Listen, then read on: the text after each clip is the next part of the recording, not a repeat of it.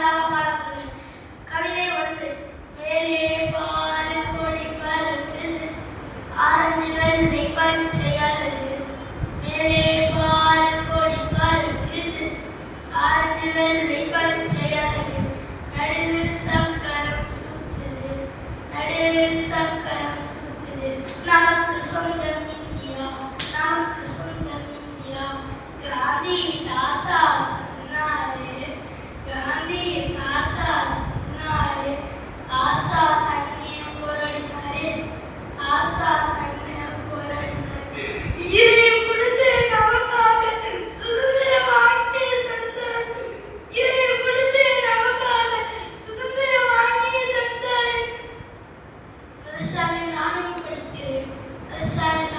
படிக்கிறேன்.